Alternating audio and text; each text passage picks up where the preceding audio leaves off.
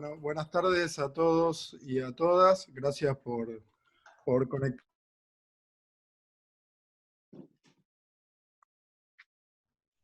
Mi nombre es Alejandro Martínez, soy el decano de la Facultad de Ingeniería de la UBA y presidente de la Comisión de Enseñanza de Confedi. Le doy la bienvenida a este webinar que hemos dado en llamar Transformación Digital y Pandemia.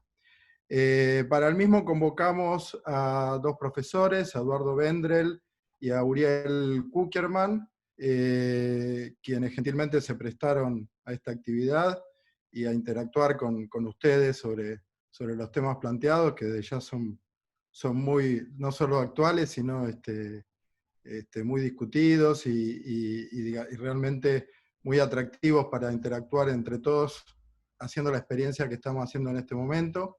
El ingeniero Norberto Lerendegui nos va a ayudar y va a ayudar en la moderación. Este webinar se planteó en una serie de actividades que el Confedi se planteó para todo este año. Como ustedes saben, este año se cumplen los 150 años de formación de ingenieras y de ingenieros en el país.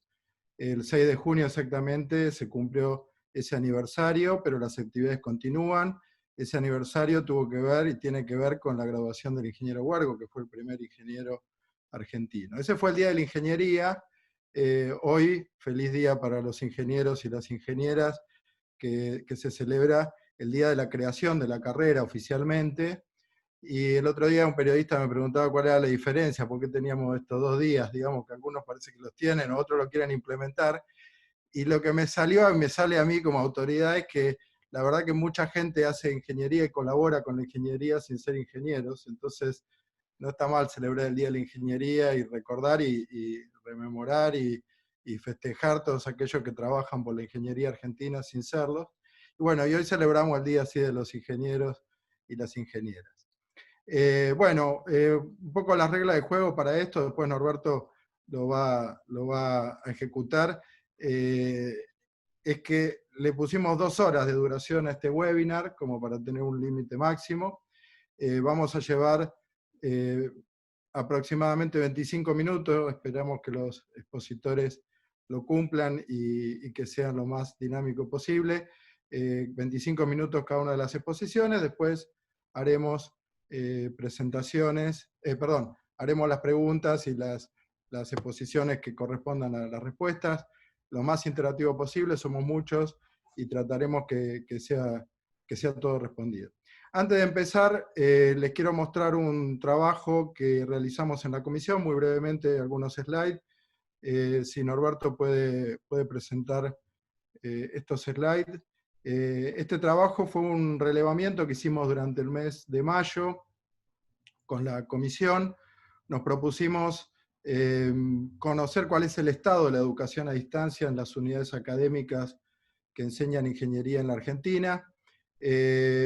La respuesta fue bastante buena, digamos, sobre todo pensando de que en estos momentos están muy atareados nuestros equipos docentes, nuestras autoridades, y bueno, la verdad que estuvieron muy bien en las respuestas, en las cantidades, y nos permite tener una información, diría que muy importante, un insumo para las discusiones. Algunas cuestiones son resultantes de ellas, son cuestiones por ahí que uno entendería que son lógicas, pero está bueno que sean corroboradas, y alguna otra un poco más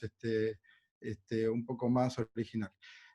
Completaron más allá del 70% de las 118 unidades académicas que tenemos como socias en el Confedi. La próxima, Norberto. La primera pregunta que se planteaba era sobre las modalidades, digamos, los tipos de actividades que se están llevando adelante en los cursos. Diría acá como conclusión que claramente más del 80% contestaron que la interacción con los estudiantes y el disponer material digitalizado fue como las actividades más mayormente realizadas, y después le siguen las actividades que son las clases sincrónicas, ¿no? El estar en contacto con los estudiantes. De las 468 carreras que tenemos en todo el país, entre las que están del artículo 42 y las del artículo 43, ahí hubo más de 66% que hemos tenido respuestas. Lo tenemos esto discriminado por carrera, por terminal, pero bueno, no lo quisimos mostrar acá para no ser más extenso. El siguiente slide, por favor. En la segunda y tercera pregunta, preguntamos sobre las herramientas concretamente, cuáles eran las plataformas de campus virtual que se utilizaban. En azul ustedes podrán ver la respuesta que tiene que ver con con los porcentajes respecto al total, porque hay unidades académicas que usan más de una plataforma, y en rojo están el porcentaje respecto a la cantidad de unidades académicas, no estrictamente. La plataforma Moodle se lleva el primer lugar, y después vendría la de Classroom, y ahí en el medio ahí la de otra plataforma. Hay algunas unidades académicas que usan otras que no están en este listado, inclusive alguna hecha por ellos mismos. En cuanto a las plataformas para las clases sincrónicas, herramientas que hoy están siendo la herramienta esencial, las herramientas que se llevan los mayores porcentajes son las de Meet y Zoom. También acá había otra como para marcar, y de vuelta los azules es el porcentaje respecto a todas las respuestas, porque de vuelta también las unidades académicas usan la misma unidad académica usaba de muchas y diversas herramientas, sobre todo para las clases sincrónicas.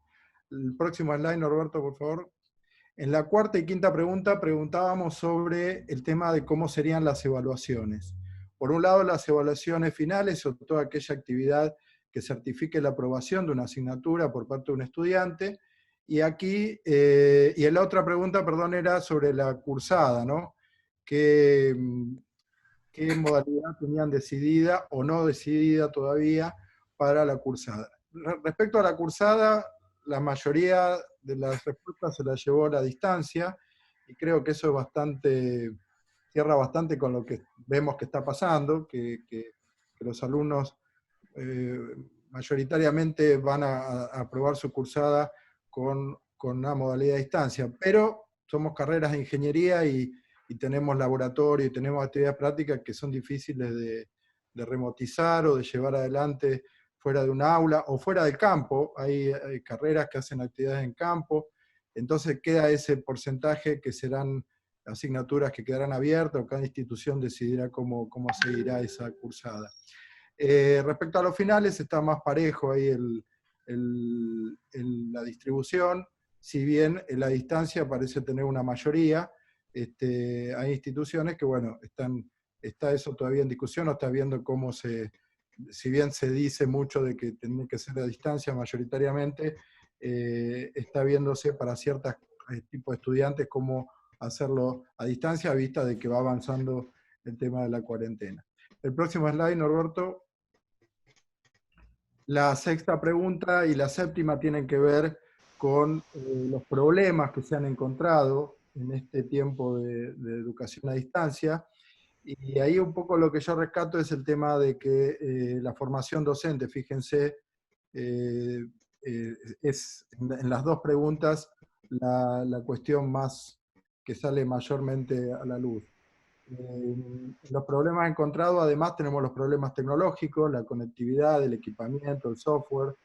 Eh, Hay lugares de nuestra ciudad, aquí en Buenos Aires, de Gran Buenos Aires, de las grandes ciudades, del interior del país, que tienen problemas de conectividad. Los problemas de equipamiento también surgen, en algunos lugares se lo está paliando repartiendo computadoras o repartiendo equipamiento de las mismas instituciones, inclusive tratando que las empresas colaboren, pero las empresas también necesitan sus máquinas muchas veces para sus propios empleados, pero bueno, son, digamos, elementos, alternativas que han surgido también. Respecto a las necesidades más urgentes, como decía antes, la capacitación es la que lleva a la delantera, y también cierra con lo que veníamos hablando antes. Ahí está cortado, pero ahí es el material digitalizado, el segundo porcentaje de experiencias prácticas sobre laboratorios. Ahí podríamos hasta incluir la remotización de laboratorios, las necesidades más urgentes que han marcado las unidades académicas. Y la última slide Bueno, el último slide es un resumen de esto que hablamos. Las modalidades de los docentes que han elegido para llevar adelante este tiempo es un mix de ellas, bastante equilibrado, pero siempre liderando la interacción con los alumnos, el material digitalizado y las clases sincrónicas, o sea, tener contacto directo prácticamente online. El Moodle como campo virtual, el Zoom y el Meet como herramientas mayoritarias para las clases sincrónicas. Las evaluaciones, diría que lo más sobresaliente es que la cursada mayormente va a ser aprobada a distancia, y la formación docente y las experiencias prácticas como los problemas encontrados en este tiempo. Bueno, no le quiero llevar más tiempo, les pido entonces a Norberto a ver si damos presentación a los expositores, a los cursantes, a la audiencia, perdón, que escriban sus preguntas, que las vamos a responder hacia el final, y bueno, y trataremos de hacerlo lo más ágil posible, así que Norberto, adelante.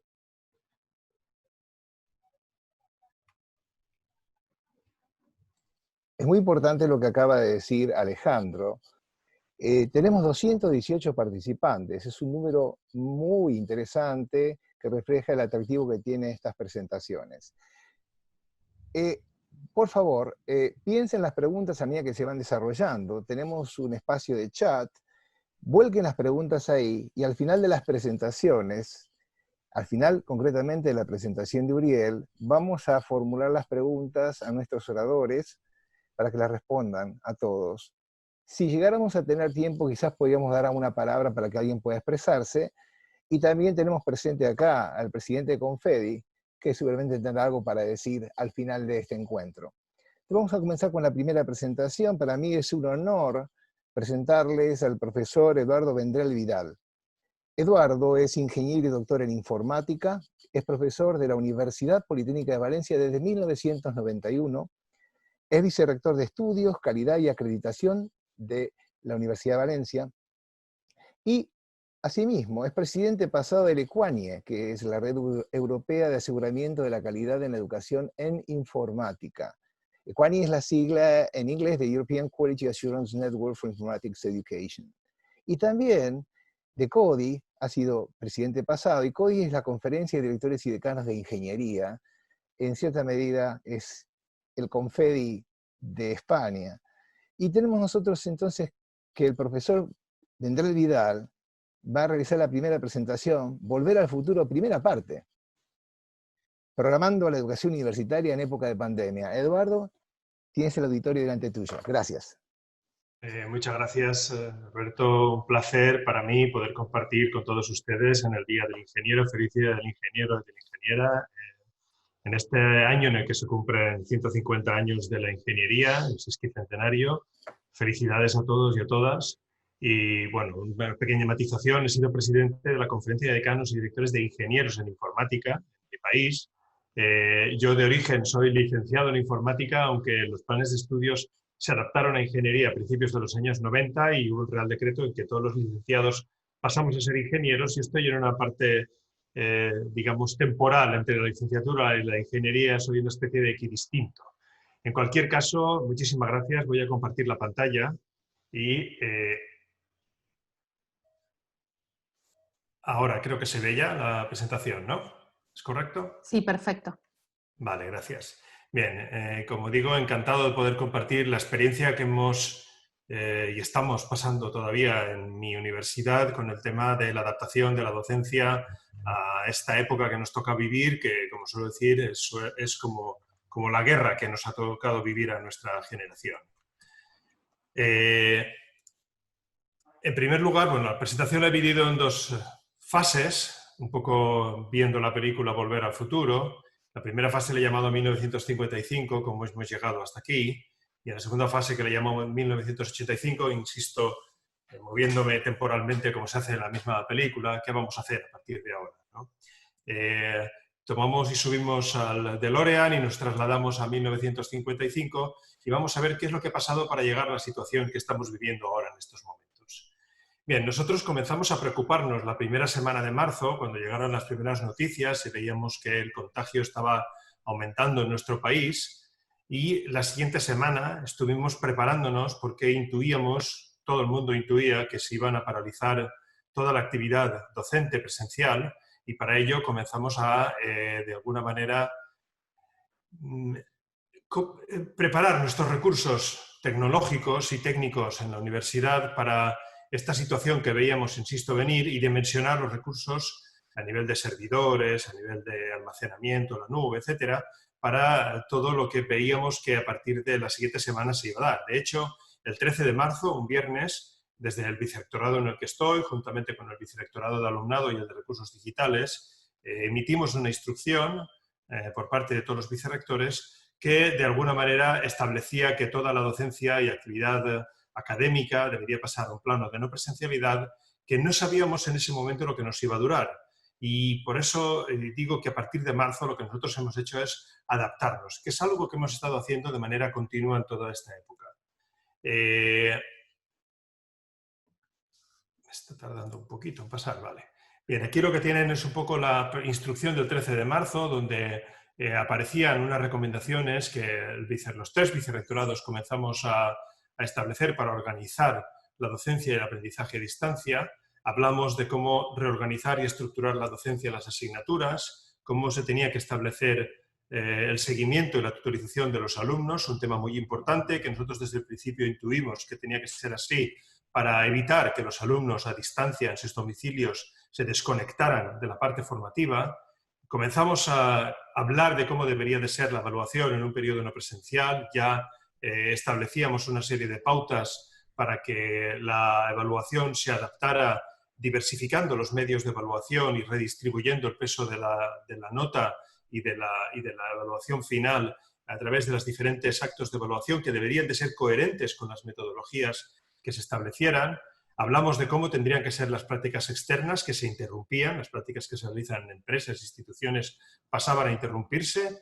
Luego también hablábamos de cómo se interrumpían los trabajos final de carrera para poderse realizar a distancia o adaptar y en todo caso evaluar a distancia.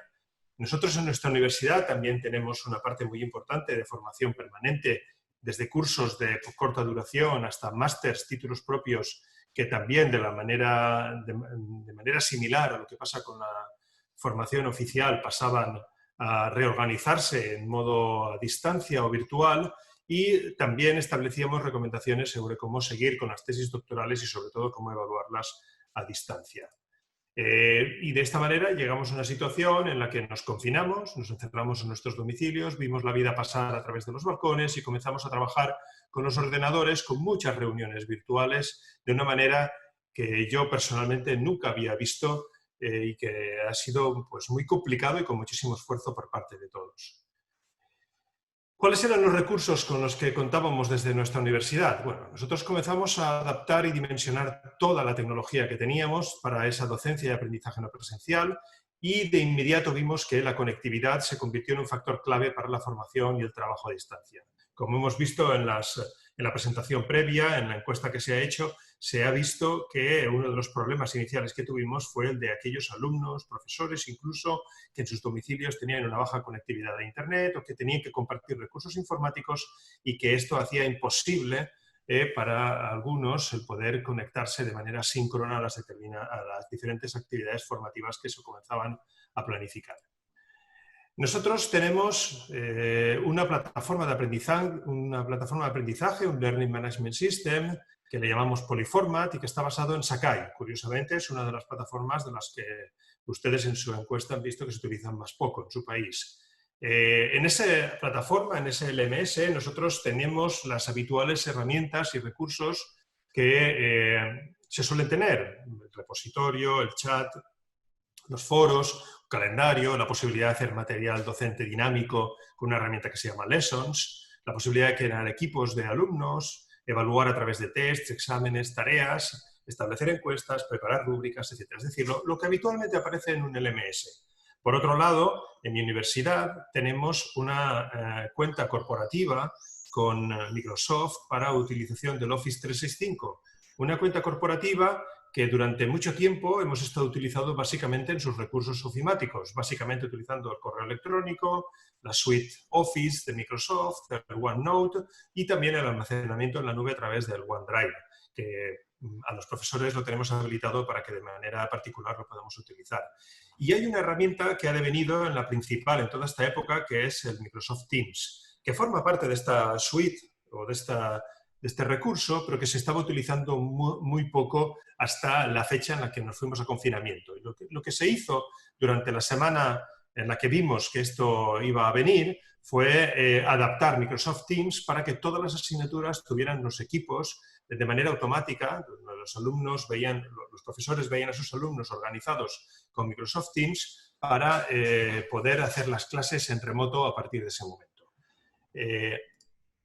De hecho, esta es una pequeña gráfica que tenemos aquí sobre cómo cambió la situación entre el 24 de febrero y el 24 de marzo. Nosotros fuimos a confinamiento el 13 de marzo, el 14 de marzo en el país se decretó el estado de alarma, que todavía está vigente hasta el día 21 de este mes, en principio, y ahí estamos viendo que antes del confinamiento solo había 1.400 usuarios activos de Office. Ese número pasó a ser de casi 15.000, de más de 15.000 en un mes. El OneDrive era utilizado únicamente por 1.000 usuarios y pasó a ser utilizado por 3.200, y sobre todo la herramienta Teams, que era muy poco utilizada, pasó a ser utilizada de manera masiva por casi 15.000 usuarios el 24 de marzo. Estos son datos del 24 de marzo. Hay que tener en cuenta que en Valencia la semana del 14-15 de marzo hasta el 19 era festivo y por lo tanto hubo una semana de adaptación y luego vino la semana de Pascua, con lo cual los datos estos todavía no son completos. Los datos completos los hemos tenido a posteriori. Nuestra universidad tiene casi 25.000 alumnos y prácticamente todos están habilitados para usar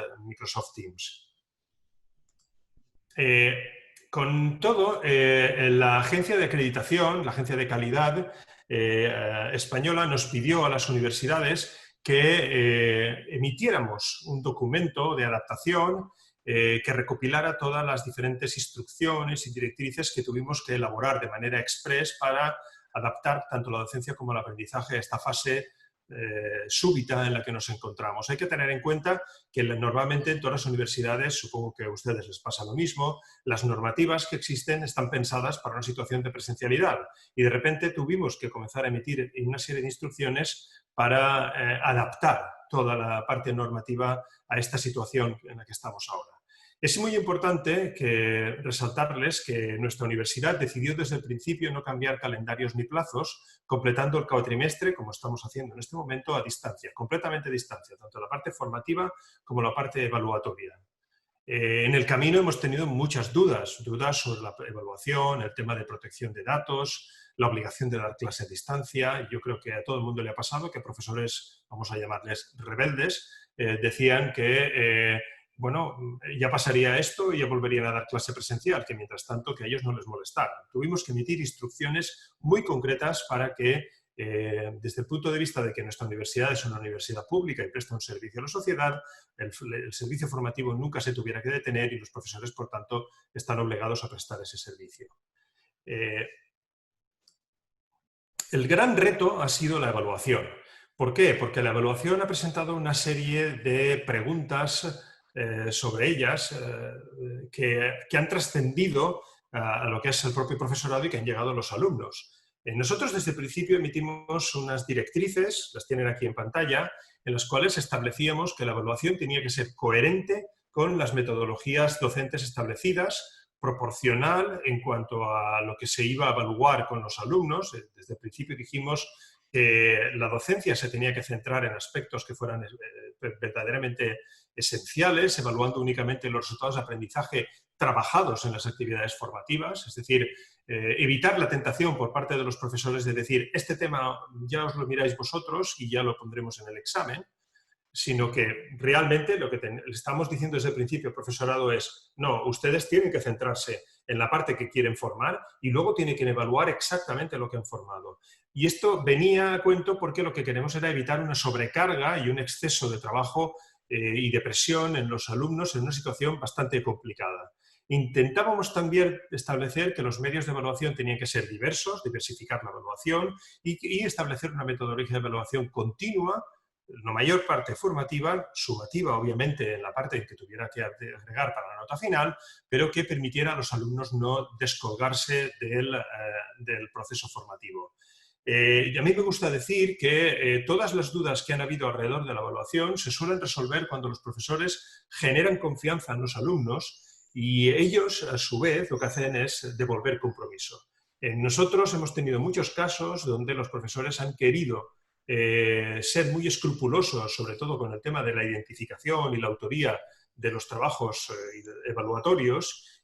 Siempre hemos dicho que las herramientas que tenemos eran limitadas en ese sentido. Nosotros no tenemos ninguna herramienta de proctoring, ni tenemos intención de tener, porque no somos una universidad a distancia, y por lo tanto lo que había que hacer era adaptarse a las herramientas que tenemos, a la situación que tenemos, y la experiencia nos dice que cuando el profesor, en vez de generar desconfianza, genera confianza, el alumno al final ha generado compromiso y ha respuesto mucho mejor de lo que incluso esperábamos. Lo que hacemos ahora es volver a subirnos al DeLorean y saltamos en ese símil con la película de Volver al Pasado a 1985, que es, digamos, la situación de futuro, que no es de futuro, que es de presente, en la que nosotros nos vamos a encontrar. ¿Qué estamos haciendo ahora a partir de todo este proceso de adaptación express en el cual nos hemos visto inmersos? Bueno, lo que nos hemos visto es que la palabra clave que tenemos encima de la mesa es incertidumbre. Estamos comenzando a planificar el curso que viene. Nosotros estamos acabando el curso 19-20 ahora. Los alumnos ya han acabado toda la docencia, están evaluándose. Prevemos que todo cierre a finales de junio. Tendremos alguna serie de reuniones de evaluación durante los primeros días del mes de julio, pero a finales de julio ya comienza la matrícula para el curso siguiente. Ya saben ustedes que aquí en España agosto es vacaciones de verano, y en septiembre nosotros pretendemos comenzar el curso tal cual nosotros lo habíamos planificado. Pero ¿en qué situación vamos a enfrentar ese curso? Pues, como digo, la palabra en este momento es incertidumbre. Incertidumbre hasta tal punto que conforme está evolucionando la pandemia en el país, nosotros estamos en plena fase de desescalada. Como he dicho anteriormente, se presupone que vamos a salir del estado de alarma a finales de mes, pero todavía no sabemos exactamente qué condiciones sanitarias nos vamos a encontrar en septiembre y octubre, y por lo tanto un problema que tienen ahora los centros es cómo planificar. En ese sentido, lo que sí que estamos haciendo es establecer una serie de premisas para que los centros puedan comenzar a organizarse y a trabajar. En primer lugar, tenemos claro que van a haber una serie de restricciones y condiciones de asistencia. De hecho, hay una distancia física, social, que se suele denominar entre el personal de 1,5 metros establecido. Esta distancia física de 1,5 metros nos lleva a tener que planificar espacios con 2,5 metros cuadrados, más o menos, por persona. Esto nos limita los aforos en los espacios habituales. Por otro lado, tenemos que atender a grupos vulnerables. Hay profesorado que, no sé, en su país, en España, se ha establecido que con más de 60 años y en otras situaciones de riesgo, pues profesores que han tenido determinadas enfermedades o que padecen determinadas enfermedades, son grupos vulnerables que hay que atender. Entonces, en la nueva normalidad, que es como se llama esta fase en la que vamos a entrar ya en julio y que prevemos que vaya a ser, esperamos así, todo el mes todo el curso que viene, exceptuando los posibles brotes que puedan haber, hay que atender todas estas circunstancias y, por lo tanto, estos grupos vulnerables hay que darles preferencia para que su docencia sea a distancia o no presencial. Con todas estas premisas, la Consejería de Educación de aquí, de la Comunidad de Valencia, que es donde está nuestra universidad, que tiene las competencias de educación, se reunió con los rectores y del 3 de junio se emitió un comunicado en el cual se establecía que el desarrollo para el primer cuatrimestre del curso siguiente sería semipresencial, a través de un modelo que ellos denominan híbrido, tal que las clases teóricas normalmente van a ser no presenciales, las clases prácticas va a haber presencialidad siempre que sea posible y que se ha especificado en que se destaque la característica de priorizar un sistema de evaluación continua. Por otro lado, el Ministerio, el 12 de junio, tan reciente como el jueves de la semana pasada, estableció unas recomendaciones donde de nuevo se hablaba de una ocupación de instalaciones con garantía de separación de 1,5 metros entre el personal, que si esta ocupación establecida con esa ratio permitiera que todos los estudiantes accedieran a una actividad, entonces esa actividad se podía utilizar de manera presencial, pero en caso contrario, si no fuera posible el desarrollo completo en presencial de esa actividad, habían de adoptarse medidas para hacer la actividad de manera online. Esta capacidad técnica se puede hacer presencial con algunos estudiantes y retransmitir de manera síncrona al resto. Esto se hace con unas características. Nosotros tenemos unas aulas que denominamos de videoapuntes, donde el profesor está dando una clase, tiene una serie de alumnos que están en presencial y el resto de alumnos lo están siguiendo en remoto. La idea también es que todas las medidas de presencialidad adaptadas se publiquen cuanto antes. En este momento, yo como vicerrector, mi universidad está trabajando en estas medidas y también tenemos que establecer planes de contingencia que prevean cuando haya un rebrote y tengamos que movernos todos otra vez a fase online. Yo esta mañana, tan tarde como esta misma mañana, hablaba con el rector de mi universidad y le decía que no tengo claro si van a haber rebrotes importantes de país como los que han habido ahora. Bueno, ahora estamos mirando con preocupación un rebrote que ha habido en Pekín y vamos a ver cómo funciona, pero sí que es muy probable que se den brotes o rebrotes de contagios en alguna facultad, en alguna actividad determinada, y eso obligue a cerrar un edificio o incluso a cerrar todo un campus universitario. ¿De acuerdo? ¿Cuál es el modelo en el cual estamos trabajando como universidad para el curso 2020-2021? Bien, en principio nosotros tenemos claro que nuestra universidad tiene un carácter presencial. Hay un valor en la presencialidad que hay que preservar, por supuesto, respetando las medidas sanitarias. Y especialmente estos sensibles para el caso de los estudiantes de nuevo ingreso. Nosotros pensamos que un alumno de primer año es un alumno al que hay que tratar con un determinado cuidado. No podemos tratar a ese alumno a distancia porque existe un riesgo muy alto de desconexión y de tasas de abandono muy altas. Y por lo tanto, nosotros estamos dando prioridad presencial a los alumnos de primer y de segundo año, en el modelo que estamos trabajando. Es un modelo que debe ser escalable y adaptable. ¿Esto qué quiere decir? Que en un momento determinado, con unos calendarios preestablecidos, se permite adaptarnos a las diferentes circunstancias que existan. De hecho, las escuelas están trabajando en un calendario establecido tal que las actividades que puedan darse en presencial se hagan presencial, las que no se hagan en remoto o con Microsoft Teams o bien con las aulas de videoapuntes que les comentaba hace un momento. De manera que si existe un rebrote, esas clases que pueden estar dándose en presencial pasen a darse inmediatamente en online. Pero siempre buscando que exista una mínima presencialidad que normalmente va a atender a la parte práctica de las asignaturas. Hay que planificar, y esto es muy importante, porque lo que nosotros hemos hecho en este cuatrimestre es adaptar, y la adaptación es lo que es, está sujeta a una serie de emergencias, pero para el año que viene los estudiantes nos están diciendo que ellos quisieran que nos planificáramos bien y sobre todo que les atendiéramos bien, porque no es lo mismo para ellos que para los profesores. En ese sentido, los recursos tecnológicos para la docencia no presencial tienen que ajustarse y dimensionarse. Es algo que ya hemos hecho ahora en esta fase, pero que tenemos que acabar de completar para el curso que viene. Y sobre todo con recursos tecnológicos que puedan facilitarse a los estudiantes en sus domicilios. La metodología tiene que estar clara y tiene que atender a este modelo de manera que se equilibre la dedicación del profesorado y las circunstancias de los estudiantes. Yo siempre digo que cuando un profesor está dando una clase en remoto mediante Microsoft Teams o con Zoom, como estamos haciendo ahora, o bien con un aula de videoapuntes, el problema que hay es que para el profesor no ha cambiado la metodología, pero para el alumno sí que ha cambiado. El alumno ha cambiado radicalmente. No es lo mismo para él estar presente en un aula con sus compañeros, interactuando con un profesor, que estar en su casa escuchando a alguien que está hablando durante determinado tiempo. En esa planificación, nosotros entendemos que las titulaciones tienen que tener cierta autonomía, dentro de un marco genérico que es el que les estoy contando ahora. No es lo mismo programar el título de Bellas Artes, como el que tenemos en la universidad, que un título de informática, que un título de ingeniería, que un título de administración y dirección de empresas. Nosotros pensamos que esa planificación tiene que hacerse por cuatrimestres o semestres completos y atenderse especialmente másters a estudiantes de otras latitudes. Nosotros tenemos una movilidad significativa de estudiantes que nos están viniendo de otras provincias o incluso de otros países, sobre todo de Latinoamérica, en másters. Esta movilidad implica que un alumno que quiere matricularse de un máster el año que viene en nuestra universidad tiene que tener la garantía mínima de que podrá seguirlo a distancia. Esto está comenzando a arbitrarse en casi todas las titulaciones de máster en nuestra universidad y me consta que en algunas otras universidades del país. Es decir, habilitar la garantía de que el alumno va a poder asistir a distancia durante todo el curso que viene, sobre todo cuando son de otras latitudes y que no se van a poder desplazar a la universidad. En definitiva, estamos hablando de priorizar prácticas y evaluación en presencial, sin descuidar la presencialidad en otras actividades.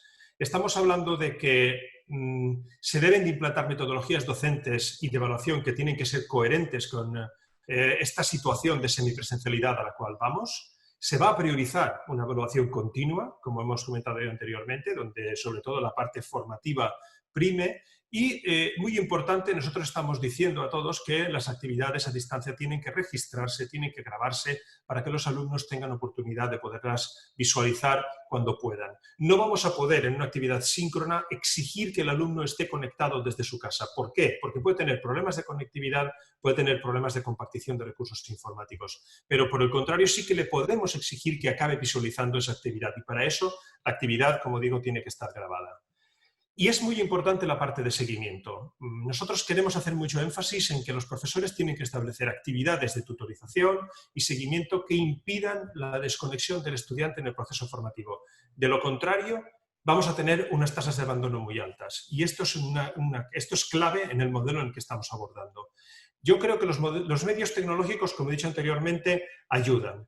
Permiten que nosotros continuemos con un proceso formativo a distancia. Pero hay un riesgo que ya les he comentado, que es que esto sea un sustituto tecnológico de la labor docente, que al final el profesor esté haciendo básicamente lo mismo que él hacía en el aula y el alumno acaba teniendo una experiencia muy diferente. Para los estudiantes todo cambia. No es lo mismo, insisto, estar presente en un aula con un profesor que estar revisando un vídeo.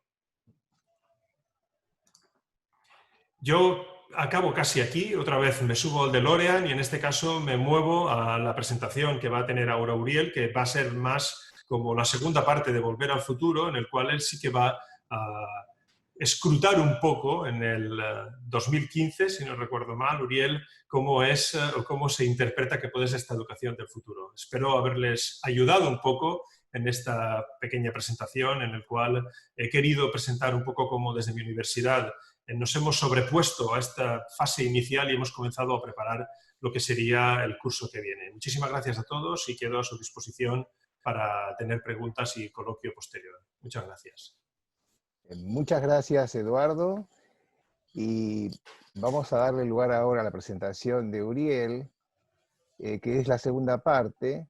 Uriel es un amigo de muchos de nosotros, por lo tanto a mí me produce gran placer presentárselos, en este caso como un orador sobre temas de educación. Uriel es ingeniero electrónico egresado de la Universidad Tecnológica Nacional, Facultad Regional Buenos Aires. Es especialista en sistemas de información y máster en tecnología de la información aplicadas a la empresa por la Universidad Politécnica de Madrid. Es investigador categoría 1, Ministerio de Educación, y profesor en la UTN en el cargo de director del Centro de Investigación e Innovación Educativa, el CIIE, de la Universidad Tecnológica Nacional de la Facultad Regional de Buenos Aires. Además es Research Professor de la Universidad de Nuevo México en Estados Unidos. Uriel es presidente de la sección argentina de la Sociedad Argentina para la Sociedad para la Pedagogía en Ingeniería y dicta regularmente cursos sobre educación como profesor invitado en diversas universidades del país y del exterior, en particular en temas relacionados con educación, basada en competencias, tecnología educativa y otras cuestiones directamente relacionadas que nos convocan en este encuentro. El profesor Kuckelman nos dará su presentación, que tiene por título Volver al futuro, segunda parte. La pandemia y los riesgos ocultos para la educación en ingeniería. Uriel, el auditorio está frente a ti. Gracias, Norberto. Realmente un gusto estar con todos los colegas y las colegas de todo el país en este día tan especial, el día que festejamos el Día del Ingeniero. Y bueno, como decía Eduardo, él me ha dado pie para que yo pase a la segunda parte esta historia que asimilamos a la película bien conocida por todos. Así que, si les parece, voy a ir a compartir mi pantalla para ir con mi presentación.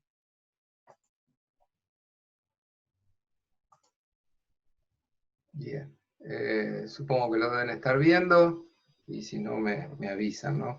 Voy a poner el timer para no pasarme de tiempo. Está perfecto, Uriel, está perfecto. Bien, gracias, fenómeno. Bueno, entonces vamos a empezar. Concretamente, a mí me gustan, he estudiado bastante de la vida de este hombre que todos conocen, y me parece interesante esta frase que él dijo cuando apenas había terminado la Segunda Guerra, y él dijo: un nuevo tipo de pensamiento es esencial para que la humanidad pueda sobrevivir y pasar a niveles superiores. Y me parece que esto aplica perfectamente al momento que estamos viviendo ahora, ¿no? Así que, dicha esta frase, vamos a ir avanzando, y yo veo esto como esta frase bien conocida de la tormenta perfecta, ¿no? Cuando confluyen una serie de cuestiones simultáneamente. Y en este caso tenemos varias. Una es la transformación digital. Sobre esto vamos a mencionar rápidamente en unos instantes. ¿De qué se trata esto que llamamos transformación digital?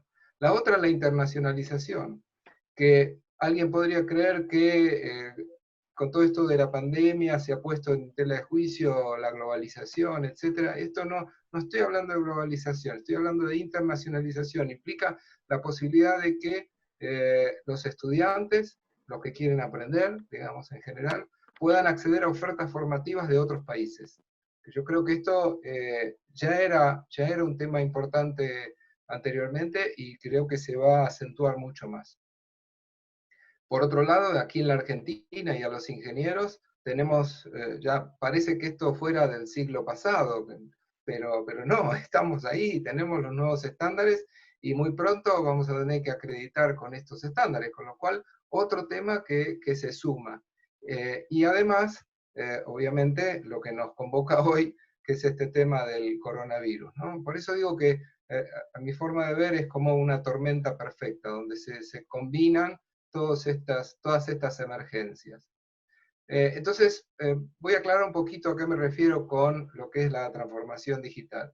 La transformación digital, digamos, cuando hablamos de la digitalización en general, del uso de las tecnologías digitales, tenemos un primer nivel, que es cuando la tecnología solo se usa de un modo instrumental. Digamos, creo que esta etapa todos ya la hemos superado, y estamos actualmente en esta otra etapa, que es la que se llama el nivel integrador, cuando la tecnología se aplica a los currículos actuales y a la organización de la enseñanza y del aprendizaje. Cabe aclarar que estoy hablando particularmente de la transformación digital en la educación, porque la transformación digital afecta a muchos, se podría decir a todos los ámbitos de la sociedad. Y por último, que creo que es a donde tenemos que ir, este es uno de los desafíos que tenemos por delante, el nivel transformador, cuando el plan de estudios y la organización de la enseñanza y del aprendizaje cambian para aprovechar las tecnologías disponibles. Y sobre esto vamos a volver más adelante, pero quería comentar un poquito a qué me refería con lo que significa la transformación digital. Yo aquí pongo solamente algunos de los titulares de diarios recientes de Argentina y del mundo, donde obviamente el efecto, lo dice todo el mundo, el efecto va a ser muy importante, particularmente en lo que es la educación, y más específicamente la educación superior. Aquí ven diferentes artículos de diferentes países diciendo lo que todos de alguna manera u otra ya sabemos, y es que las universidades vamos a tener que cambiar, no queda otra. Digamos, esto nos está enfrentando a una situación que, aún pasada la emergencia, nos va a generar cambios significativos. Y por eso, cuando hace poco hemos pasado el siglo de hace 2 años, hemos festejado el siglo de la reforma universitaria, y solamente ayer se cumplieron 102 años, me pareció importante tomar ese hito fundacional de la educación superior argentina y decir esto, ¿no? Que yo creo que tenemos que retomar aquellos ideales democráticos, pero actualizarlos de acuerdo a las necesidades de este siglo que estamos viviendo. Cuando uno relee el manifiesto, se da cuenta que hay muchas cosas que tienen mucha vigencia, pero que claramente necesitan ser actualizadas a la realidad actual. Entonces, ¿cuáles son esas necesidades?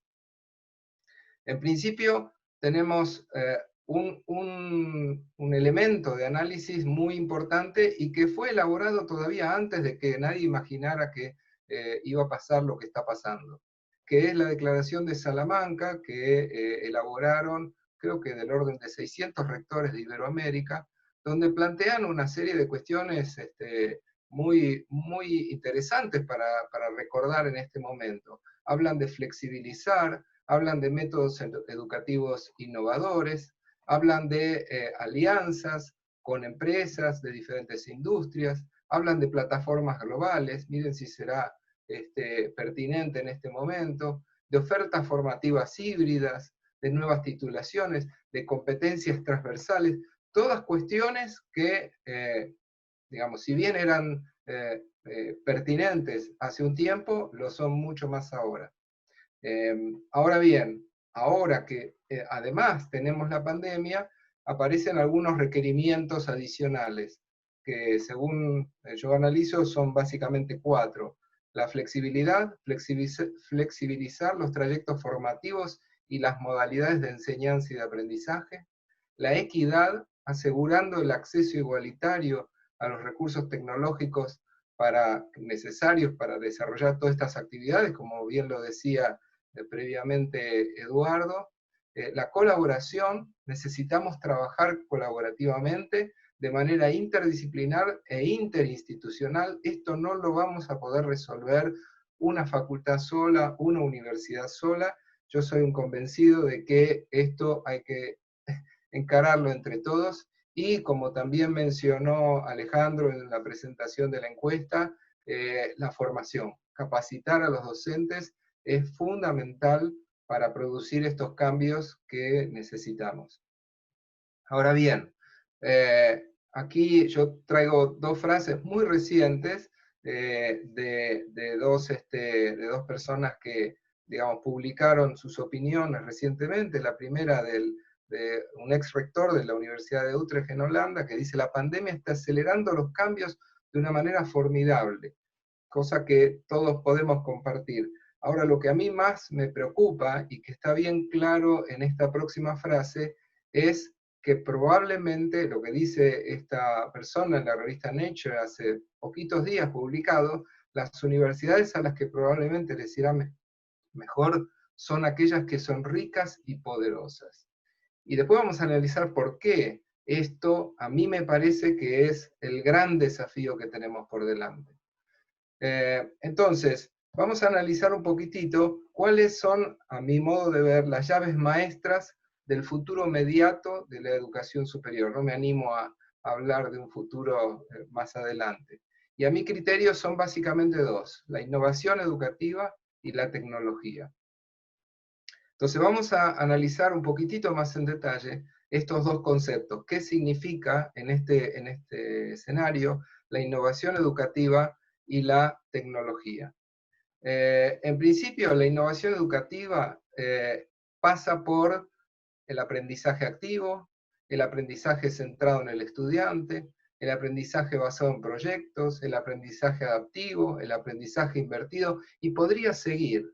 Digamos, todo esto que venimos hablando en los talleres que hemos tenido, organizados por el CONFEDI, en cursos de diferentes tipos, sobre el foco que tenemos que poner en el aprendizaje y cómo hacer que ese aprendizaje sea efectivo, sea duradero, y no simplemente un aprendizaje orientado a rendir un examen, a aprobar un test momentáneo, ¿no?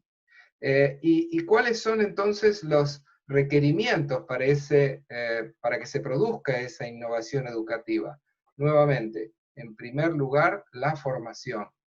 No podemos pretender que docentes que no han recibido, que con la mejor buena intención, con la mayor experiencia, pero que no han recibido ninguna o muy poca formación entiendan esta lógica y la puedan implementar rápidamente, o por lo menos en un plazo razonable. Por eso creo que hay que hacer mucho foco en la formación docente. En segundo lugar, los incentivos. Como yo suelo decir, que estaría muy bien que fueran económicos, pero sabemos que viene una época de restricciones, bueno, ya venimos hace rato, pero digamos que probablemente sigamos con restricciones económicas importantes. Pero los incentivos no necesariamente o no solamente son económicos, incentivos en el sentido del reconocimiento de lo que hacen muchos docentes por la innovación educativa. Quizás empezar a analizar ese tipo de actividades cuando se analizan la carrera académica, las promociones, etcétera, y no solamente las publicaciones o ciertas actividades de investigación, que son, por cierto, importantes, pero que a veces no impactan en la actividad educativa per se. La flexibilidad, esta palabra la mencioné varias veces. Tener un poco más de flexibilidad en cuanto a las metodologías, en cuanto bueno, ya nos estamos enfrentando a estas situaciones hoy por hoy. La idea es que podamos mantener un grado de flexibilidad a posteriori, modificar quizás las normas que tenemos para poder admitir esa innovación educativa. Hoy muchos docentes, y esto me lo han dicho muchos colegas, cuando quieren introducir una innovación, aparece el jefe de cátedra o el director de departamento o el decano, quien sea, que le dice, no, eso no se puede porque no está en el reglamento.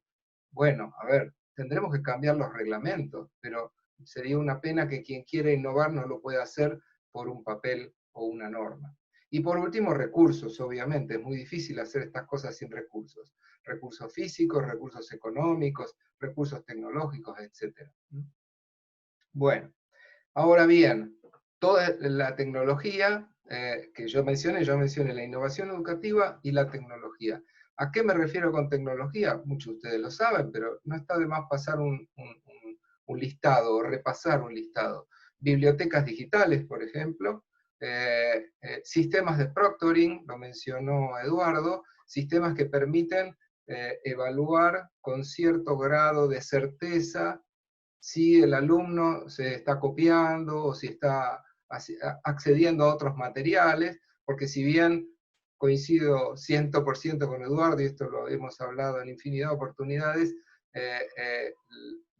mientras sigamos haciendo foco nada más que en el examen y nada más que en si se puede copiar o no, me parece que estamos equivocando un poco la puntería. Pero en esa transición, en ese proceso, muchas universidades utilizan sistemas de control de lo que hacen los estudiantes a distancia. Sistemas antiplagio, en el documento de Eduardo aparece el Turnitin, hay otros.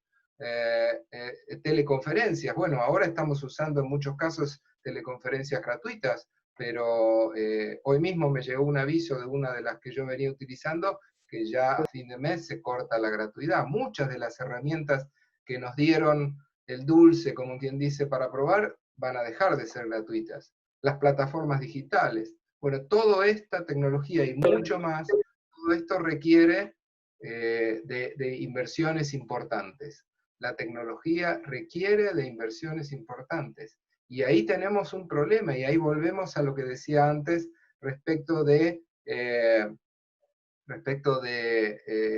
las ventajas que van a tener las universidades que tienen más recursos con respecto a las que tenemos menos, o podría decir muy pocos. Entonces, ¿cómo reducir esos costos? ¿Cómo reducir esa inversión imprescindible? En principio, utilizando software libre o desarrollado en consorcios. Tenemos muchas y muy buenas experiencias en la Argentina en este sentido. El SIU, la RIU, la Rueda, el Confedi, en nuestro ámbito, en nuestra disciplina. ¿Por qué no trabajar colaborativamente entre nosotros? Tenemos facultades de ingeniería, carreras de sistemas, podemos desarrollar, el otro día me enteraba que en la Universidad de Barcelona,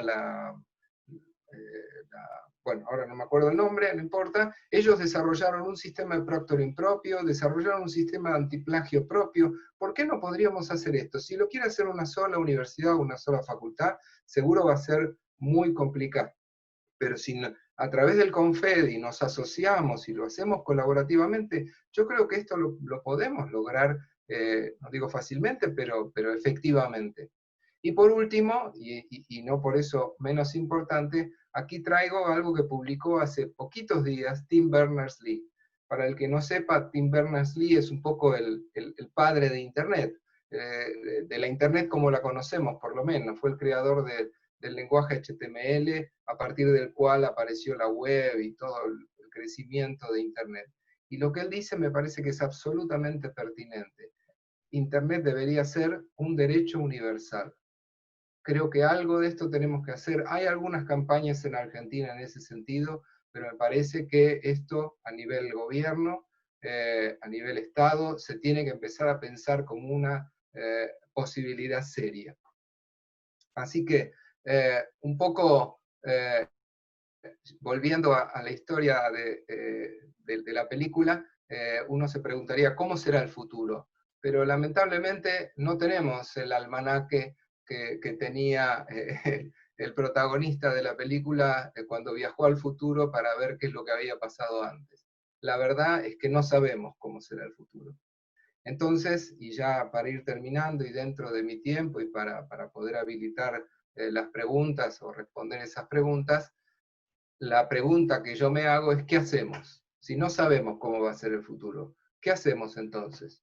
¿Esperar a que pase la amenaza para volver a hacer lo mismo que veníamos haciendo desde hace siglos?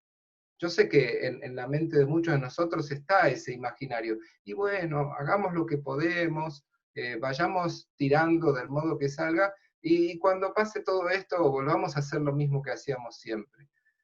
O asumimos los riesgos de cambiar y de prepararnos para los desafíos del futuro, por más difíciles de afrontar que parezcan. Ya sean todos los desafíos que mencioné, como los que aparecerán, porque seguramente aparecerán nuevos desafíos. Cada vez se escucha más de que este tema de los virus será una cosa cíclica, que volverá periódicamente. Entonces vamos a esperar a que nuevamente nos agarre, como yo suelo decir, la ola, o vamos a empezar a mover y hacer las cosas que hacen falta para estar mejor preparados y para tener una mejor educación, particularmente en nuestra disciplina. Entonces, y para terminar, empecé con un prócer de la física, y voy a terminar con un prócer latinoamericano, que dijo, antes de cruzar la cordillera, dijo, lo que quiero hacer es imposible, pero es indispensable. Me parece que esta frase resume un poco la situación en la que estamos. Yo no creo que lo que haya que hacer sea imposible, pero definitivamente creo que es indispensable. Así que aquí termino mi parte, y bueno, Norberto, tenés el micrófono para ir organizando la actividad a partir de ahora. Gracias a todos. Bueno, muchísimas gracias, Uriel, y gracias, Eduardo, porque han estado muy bien con los tiempos y han dejado un espacio para preguntas y respuestas. Les comento que tenemos ya acumuladas 16 preguntas que quieren ser atendidas, entonces yo les propongo a ustedes, algunas tienen un direccionamiento, voy a intuir a quién va dirigida en primer lugar, y después en la otra parte, digamos, el otro presentador, si quiere hacer un comentario, lo puede hacer. Tenemos aproximadamente unos 55 minutos, pongámosle 50 hasta que haga la presentación final el presidente de la Comisión de Enseñanza. Y ya empezamos con la primera pregunta. Enseguida, la primera pregunta va dirigida a Eduardo, y es de Fabiana Ferreira. Y la disparó un momento en su presentación. Si no sería un problema que estemos adaptando metodologías de evaluación presencial a la virtualidad. Y la pregunta se complementa con nuestra evaluación. ¿No debería ser continua para ser coherente con la enseñanza y aprendizaje a distancia? ¿Eduardo? Sí, bueno, yo creo que lo comenté en mi presentación. Nosotros, particularmente en mi universidad, cuando comenzamos a adaptarnos, víamos una serie de directrices y recomendaciones para la evaluación que iban en este sentido. Es decir, no se puede, y al menos yo lo interpreto así, y los alumnos nos lo están trasladando, no se puede utilizar métodos de evaluación, vamos a llamar tradicionales, cuando ha cambiado radicalmente el modelo en el cual los alumnos están relacionándose con nosotros y están, digamos, sintiendo esa relación formativa. Por eso nosotros desde el principio dijimos hay que hacer una evaluación continua, hay que diversificar los medios de evaluación, hay que redistribuir las cargas y los pesos de la evaluación de cara a la nota final y tiene que ser sobre todo coherente con las metodologías que tienen que hacerse a distancia. Es decir, si adaptamos la parte formativa, tenemos que adaptar la parte evaluativa. Gracias, Eduardo. Hay una pregunta más para ti específicamente. Si tienen en la Universidad Politécnica de Valencia estadísticas sobre aprobación, reprobación de evaluaciones, en el caso de esta modalidad, con respecto a la del año pasado. A ver, todavía no tenemos las notas finales. Los alumnos están acabándose de evaluar. Vamos a tener las estadísticas en un mes o por ahí, pero no las tenemos todavía. Es obvio que una de las cosas que queremos hacer es hacer una comparativa, ver qué ha pasado en este momento. Nosotros entendemos que los índices de rendimientos, de abandonos, de seguimiento de las actividades formativas pueden verse significativamente alterados.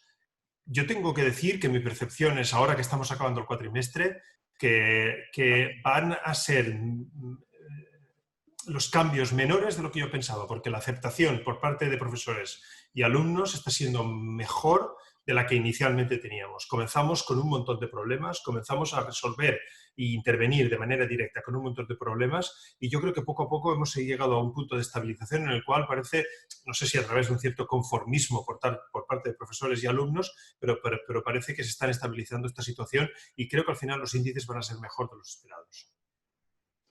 Esta fue una pregunta de Eduardo Carrone, de la FIUBA, pero hay una pregunta de Rubén Sosa, de Bariloche, que sería para ambos, tanto para Uriel como para ti, Eduardo. Y sería así.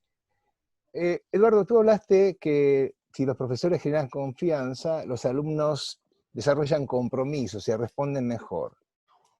¿Podrías mencionar ejemplos de actitudes, estrategias o acciones que se puedan realizar acá en la Argentina por los docentes para generar esa confianza? Y también, Uriel, es una invitación a ti para que hagas una reflexión sobre esto. Ejemplos concretos podemos tener diversos, pero tampoco hay. Quiero decir, voy a intentar explicarme.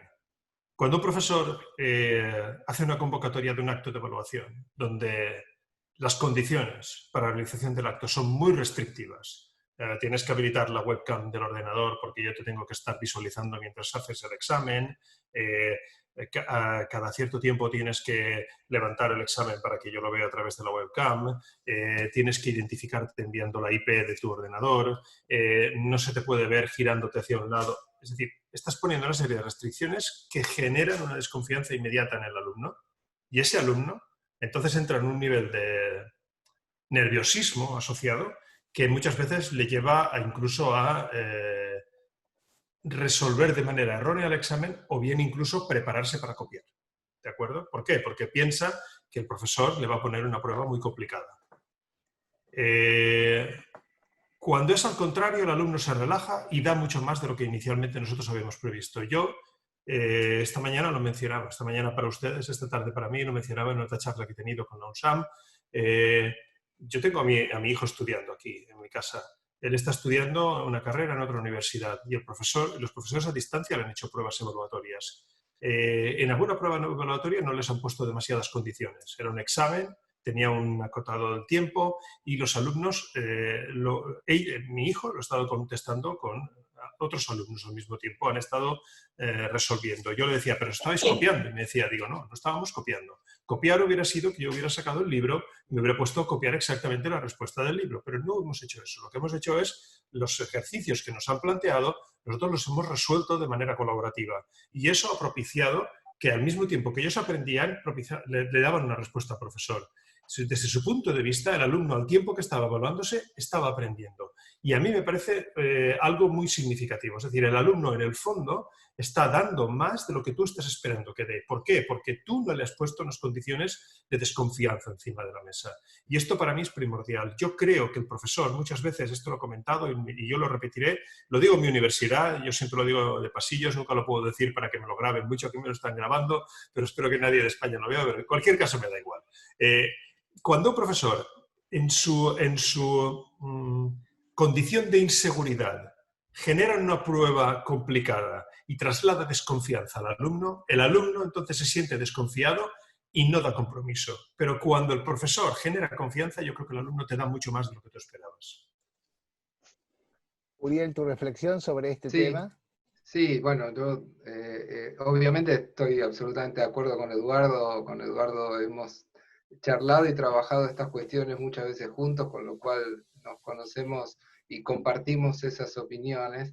Pero yo tomo acá un comentario que hace Walter Reynoso, con permiso, que dice, pero como lo publicó a todos, dice, nosotros generamos confianza en unos trabajos prácticos y obtuvimos 20 copias de 45 alumnos. Copian hasta errores de ortografía.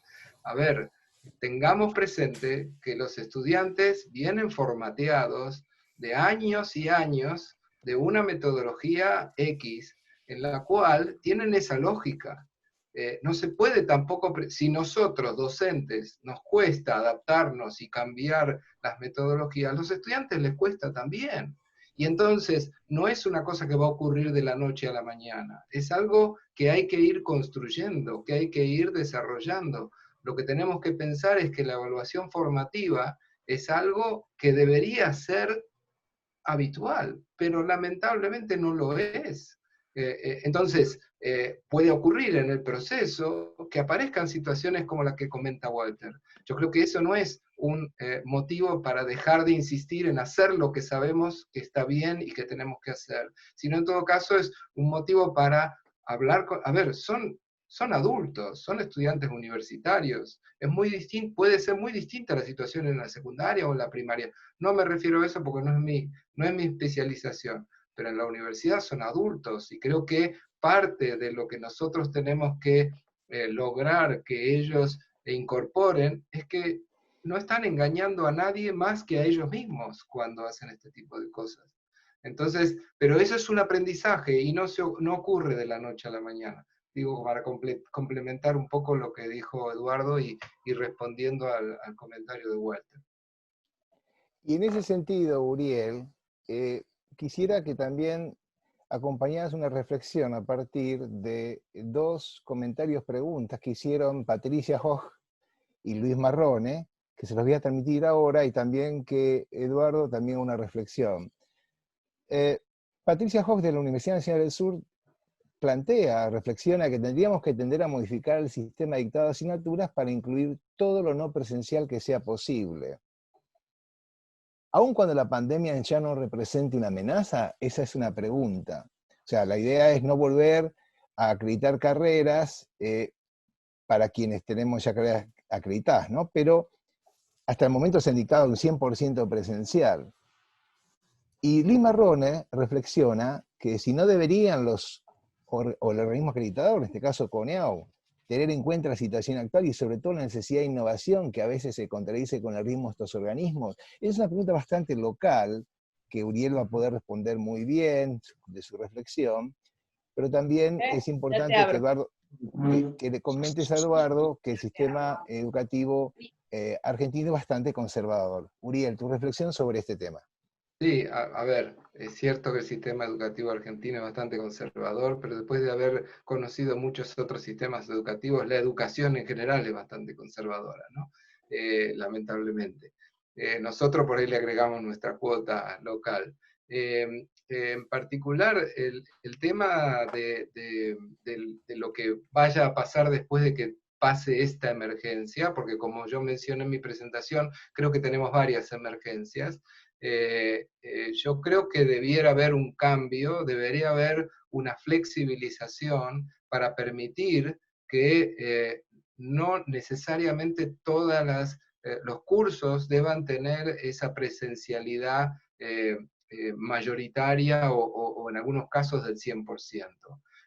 Voy a aclarar aquí, y este es motivo de polémica con algunos colegas que tenemos regularmente, discusiones muy amigables, pero muy enconadas, sobre la posibilidad de tener alumnos libres, ¿no? En el otro extremo, el alumno que no viene nunca y que viene a rendir un examen. Yo no creo, por lo menos en ingeniería, no soy partidario del alumno libre.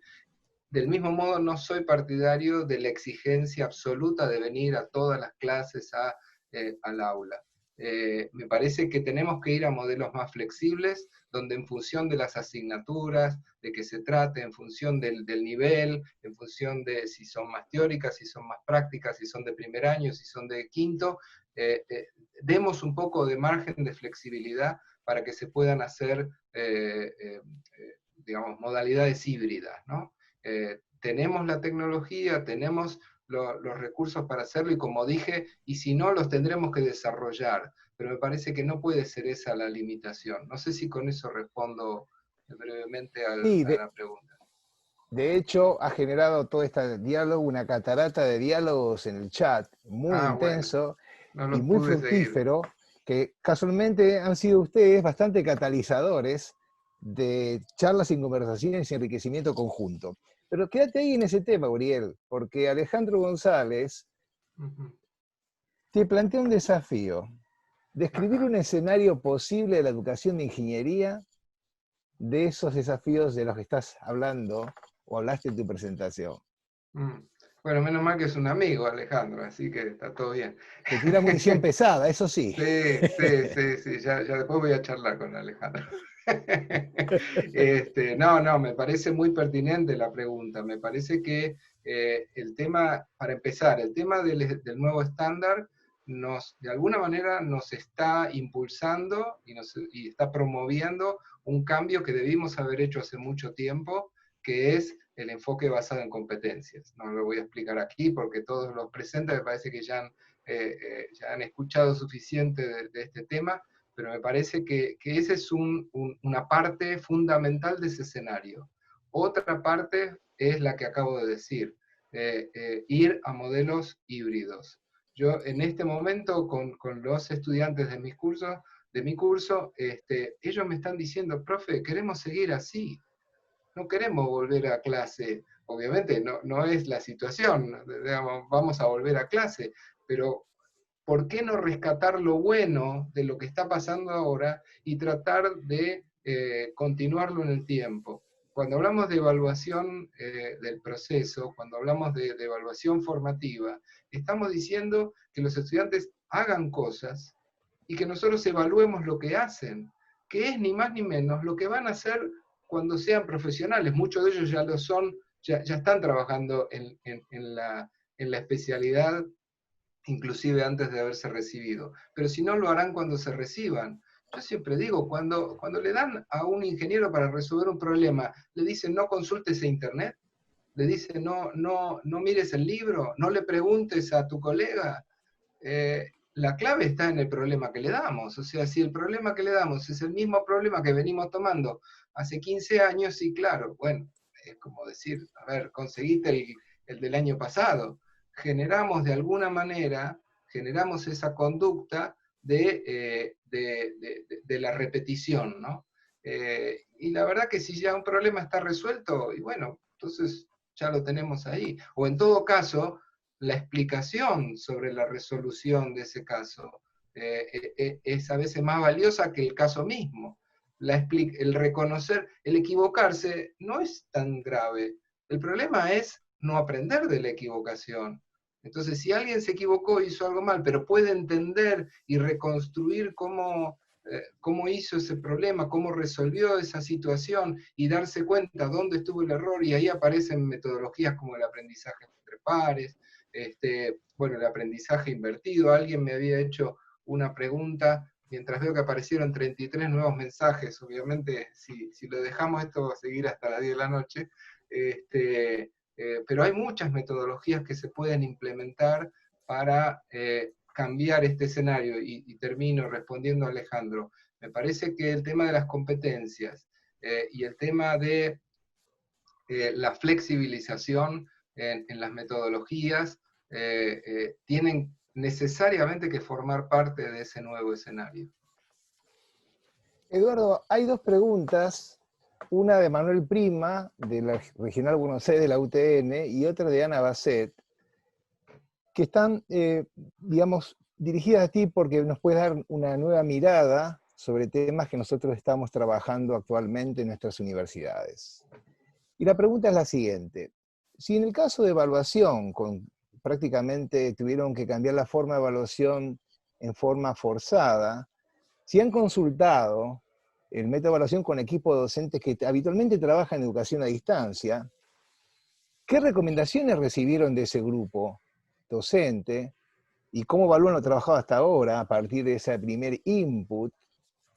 Y la otra pregunta es, si han realizado encuestas a estudiantes, ya has mencionado el tema que estás en un proceso de evaluación, pero quizás que tienen algunas encuestas preliminares sobre los estudiantes y los inconvenientes que han detectado. Algo has tratado de este tema en tu presentación, pero sería importante que puedas puntualizar si con las encuestas tempranas que pueden haber tenido, y ya mismo detectan beneficios, como fue mencionado acá por Uriel recientemente, y si hay algunos inconvenientes desde la perspectiva del estudiante. Sí, a ver, con respecto a las encuestas, comienzo por el final. No tenemos todavía encuestas de satisfacción de los estudiantes. Las estamos procesando en este momento porque algunas de ellas todavía se están llevando a cabo. Nosotros las hacemos siempre al final del cuatrimestre, estamos ahora en pleno final del cuatrimestre. Lo que sí es que tenemos son informes que las delegaciones de alumnos nos han ido trasladando. Un primer problema que detectamos fue la conectividad. El segundo problema que se detectó giraba en torno a la evaluación. Los estudiantes comenzaron a quejarse de que en los diferentes actos evaluatorios los profesores ponían más el foco en intentar comprobar que eran ellos lo que estaban haciendo los exámenes que en realidad en el examen en sí mismo. Y esto me lleva a una reflexión que es muy curiosa. Cuando hablamos de presencialidad, nosotros estamos ya programando el curso que viene, todo el mundo coincide diciendo hay que preservar que la evaluación sea presencial en la medida de lo posible, porque es la manera en la que podemos garantizar que el alumno es él quien está resolviendo un examen o una prueba evaluatoria en general. Y luego el siguiente nivel de presencialidad que hay que tener claro es que las prácticas en los laboratorios, la experimentalidad, se puede llevar a cabo. Luego ya si eso, la no presencialidad se puede dedicar a la parte teórica. Es curioso, porque nos parece esencial que los alumnos acudan a hacer las prácticas, pero luego no evaluamos las prácticas, evaluamos la parte teórica que se ha hecho a distancia. Es una cosa que me parece a mí un sinsentido genérico del proceso evaluatorio. Es decir, ¿por qué hacemos esto? Cuando realmente parece mucho más importante la parte práctica y experimental, pero sin embargo luego nosotros al alumno le evaluamos con un examen. Eso para mí es una cosa que tenemos que cambiar y es mental, absolutamente mental en los alumnos, ¿vale? Perdón, en el profesorado, y es una cosa que tenemos que resolver. No tenemos, como digo, encuestas todavía. Yo creo que lo que hemos tenido es feedback de los estudiantes por diversos motivos. Han habido quejas en estos sentidos, exceso de tareas, falta de sincronía entre diferentes asignaturas, porque un problema que estamos teniendo es que cada profesor hace la batalla por su cuenta. Y a los alumnos se le están inundando de tareas porque los profesores quieren acabar los temarios. Y esto es una de las cosas que dijimos desde el principio. No se trata de acabar los temarios, se trata de centrarse en lo que es verdaderamente importante. ¿De acuerdo? Y cuando esto sucede, al alumno no le sobrecargas, porque hay en general poca sincronización entre las asignaturas para que las tareas que se le envíen sean colaborativas. Se me fue la primera pregunta, repítemela. La primera tiene que ver si han consultado. Ustedes, la UPB, es una universidad presencial. Sí. Vale, si han consultado perfecto. a otras universidades o docentes de educación a distancia, ¿qué recomendaciones les dieron y cómo les resultó? ¿Qué beneficios obtuvieron y qué inconvenientes encontraron? Sí, aquí en España una de las primeras acciones que se hicieron foros abiertos y el propio Ministerio de Universidades propuso como ejemplo de lo que podríamos hacer en esta fase de adaptación a la Universidad Nacional de Educación a Distancia y a la Universitat Oberta de Cataluña, que son dos universidades eminentemente online. El problema es que la Universidad Nacional de Educación a Distancia en España hace la formación online, pero hace la evaluación presencial. Y la Universitat Oberta de Cataluña en gran parte también lo hace así. Entonces estas universidades han comenzado a adoptar sistemas de proctoring para poder hacer evaluación a distancia con una cierta confianza en el alumno. Pero nosotros, las universidades que somos eminentemente presenciales, no hemos querido transitar ese camino por muchos motivos. En primer lugar, el proctoring tiene un problema de datos biométricos que tiene que estar perfectamente contemplado en la legislación. En España no hay legislación sobre proctoring como lo puede haber en Francia. Entonces esto implica un tema de protección de datos muy alto y nosotros no quisimos entrar en ese problema. De hecho, si no estoy equivocado, 2 o 3 plataformas de proctoring abrieron gratuitamente la posibilidad de su uso hasta finales de este mes. Eso era una tentación para las universidades. El problema es que una vez tú has utilizado esos recursos, si tienes reclamaciones, tienes que acudir a las evidencias, y las evidencias están en propiedad de las empresas en sus servidores, porque no son tuyos. Y esto es uno de los problemas que podíamos tener como universidad. Nosotros, y me consta que la gran mayoría de universidades presenciales no han querido transitar el camino del proctoring. Por lo tanto, la experiencia que hemos tenido, sobre todo desde el punto de vista, vamos a llamarle pedagógico, de las unidades de apoyo al profesorado que hay en cada una de las universidades, como la que tenemos en nuestra universidad y que Uriel conoce bien porque la estuvo visitando, y las que están en otras universidades, han sido siempre las mismas. Número 1, realismo, es decir, el profesor se tiene que adaptar a la realidad, a los recursos que tiene y a la situación que tiene. Si el recurso tecnológico que tiene no le permite hacer proctoring, tiene que diversificar.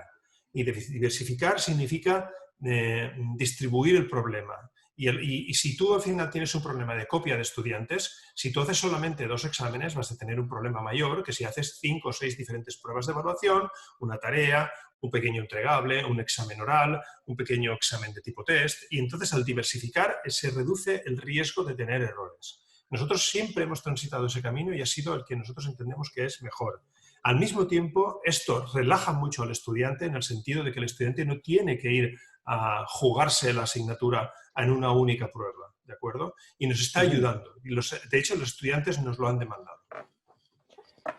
Ahora, en ese sentido, hay una pregunta que se condice con lo que estás diciendo, es si han logrado en la UPB, y esto es una pregunta de Hover, si han logrado cuantificar el abandono y qué situación se da con los estudiantes que no ingresan al sistema. ¿Tienen algún resultado preliminar? Todavía no hemos cuantificado abandono. Insisto que estamos a final del cuatrimestre. Cuando acabe el cuatrimestre es cuando vamos a tener los datos de cómo han ido las cifras, de cuántos estudiantes han dejado las asignaturas. Sí que es verdad que tuvimos demanda de alumnos que quisieron, no sé cómo lo llaman en su país, desmatricularse de las asignaturas.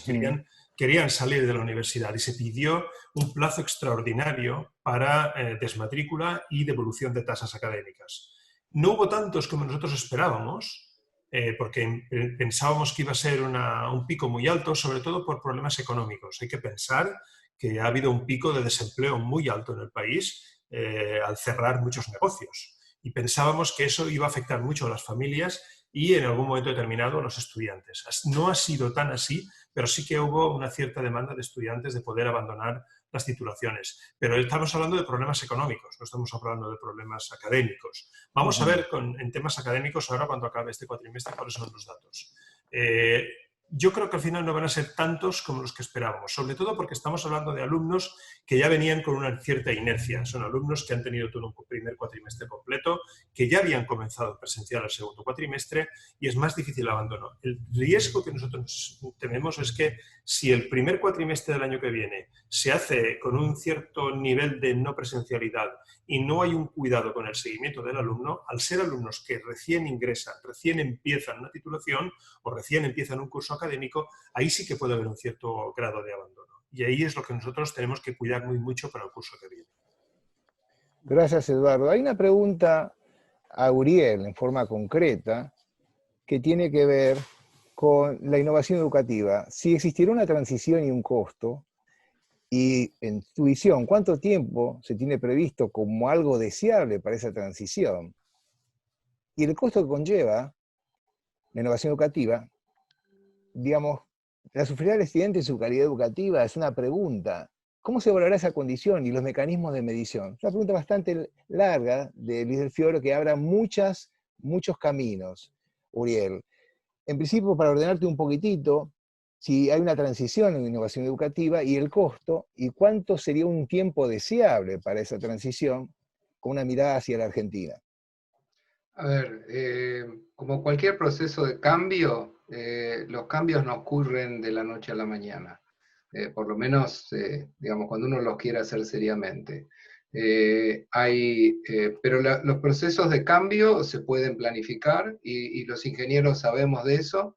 De hecho, estamos armando con varios colegas de la UTN, algunos que están presentes aquí, un proyecto de investigación que vamos a encarar con la idea de desarrollar un proceso de reingeniería de la educación en ingeniería. Entonces, para ir respondiendo la pregunta, esa transición va a llevar un tiempo que dependerá, obviamente ahí él menciona los costos, dependerá de los recursos disponibles, definitivamente, por lo tanto, no creo que se pueda decir puede llevar un mes, un año, 10 años, dependerá de los recursos, y no digo solamente recursos económicos, los recursos humanos, los recursos físicos, etcétera, ¿no?